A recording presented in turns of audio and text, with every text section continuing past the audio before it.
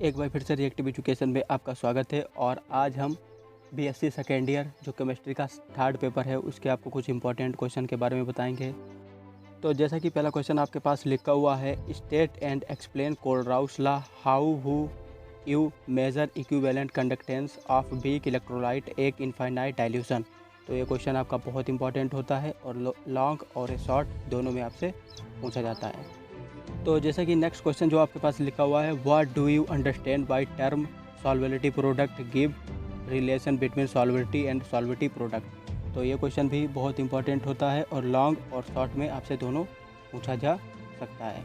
जैसे कि अगला क्वेश्चन आपके सामने लिखा हुआ है, what do you understand bye buffer solution, explain the buffer action of acidic solution and basic buffer solution. तो ये भी क्वेश्चन आपके पास इंपॉर्टेंट होता है और ये लॉन्ग आंसर में पूछा जाता है और शॉर्ट में भी आपसे पूछा जा सकता है। तो इसके इस साल आने के चांसेस कुछ ज़्यादा होते हैं, तो इसको आप तैयार कर लेना। तो बढ़ते हैं नेक्स्ट क्वेश्चन की तरफ। और नेक्स्ट क्वेश्चन आपका लिखा हुआ है, explain Nernst heat theorem what is residual entropy. तो ये क्वेश्चन जो है बहुत ही इंपॉर्टेंट होता है और इसमें एक क्वेश्चन आपका ए नसेट इक्वेशन के ऊपर भी होता है, तो वो भी आप तैयार कर लेना।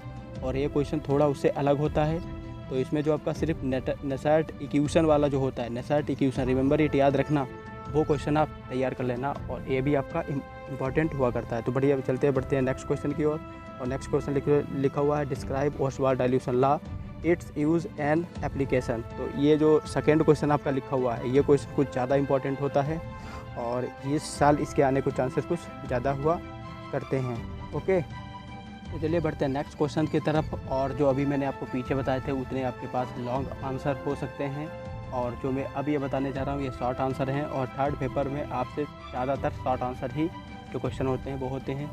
और तो इसमें सबसे पहला जो क्वेश्चन आपका लिखा हुआ है, what is conductance, explain different type of conductance, what is the effect of dilution on conductance. तो ये क्वेश्चन आपका शॉर्ट आंसर में भी पूछ सकते हैं और लॉन्ग में भी आपसे पूछा जा सकता है। तो चलिए देखते हैं अगला क्वेश्चन जो लिखा हुआ है, एसाइमेट्रिक और रिलैक्सेशन इफेक्ट। तो ये भी क्वेश्चन आपका इंपॉर्टेंट है। और जो तीसरा क्वेश्चन आपके पास लिखा हुआ है, relation between solubility and solubility product. तो ये भी आपका इंपॉर्टेंट होता है। और जो चौथा क्वेश्चन आपके पास लिखा हुआ है, ट्रांसपोर्ट नंबर, तो इसको भी आप तैयार कर लेना।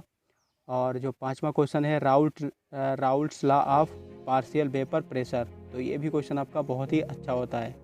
और जो छठा क्वेश्चन है आपका पास, ideal and non ideal solution. तो ये भी क्वेश्चन इंपॉर्टेंट है। और जो सातवां लिखा हुआ है, हेनरीज लॉ, ये भी क्वेश्चन बढ़िया है। और जो आठवां लिखा हुआ है, relation between KH, K and KW। तो ये भी क्वेश्चन आपका इंपॉर्टेंट होता है। और जो नौवां क्वेश्चन है, salt of weak acid and weak base. तो ये क्वेश्चन आपका बहुत ही अच्छा होता है। तो ये जो साल्ट हाइड्रोलिसिस है उससे क्वेश्चन है, तो इसको भी आप तैयार कर लेना। और जो 10वां क्वेश्चन आपके पास लिखा हुआ है, डिग्री ऑफ हाइड्रोलिसिस अल्फ़ा। तो इसके ऊपर डिफिनेशन और जो इसका डेरिवेशन होता है वो भी आप तैयार कर लेना। और जो 11वां क्वेश्चन आपके पास लिखा हुआ है, relation between standard electrode potential E gives free energy delta G and equilibrium conductance के। तो ये भी क्वेश्चन आपका बढ़िया होता है। और जो 12वां क्वेश्चन लिखा हुआ है, explain the law of mass action. तो ये भी क्वेश्चन बढ़िया है। और जो थर्ड पेपर से होते हैं आप इतने ही क्वेश्चन तैयार करें। और जो इसमें मैंने जो शॉर्ट आंसर बताए हैं ये ज़्यादा इंपॉर्टेंट होते हैं। और अगर आप कुछ उसमें ज़्यादा पढ़ना चाहें तो आप फेज इक्विलिब्रियम से पढ़ सकते हैं। जो बार्टर सिस्टम है तो आपका ज़्यादा इंपॉर्टेंट होता है। और जो आपके पास थर्मोडायनेमिक्स होती है उससे भी कुछ क्वेश्चंस होते हैं, वो भी आप पढ़ लें। लेकिन उससे क्या होता है, आपके पास लॉन्ग आंसर ज़्यादा पूछे जाते हैं। तो मैंने फर्स्ट पेपर के भी आपको लॉन्ग बताए थे, पिछली वीडियो मेरी पड़ी है, मैं उसका लिंक आपको डिस्क्रिप्शन में दे दूँगा। तो उसमें मैंने जितने लॉन्ग बताए थे, अगर आप वो सारे लॉन्ग पढ़ लेते हैं तो आपको इस पेपर के लॉन्ग पढ़ने की ज़रूरत बहुत ही कम होती है। तो इसीलिए मैं इस पेपर को बहुत ही हल्के में आपको बता रहा हूँ।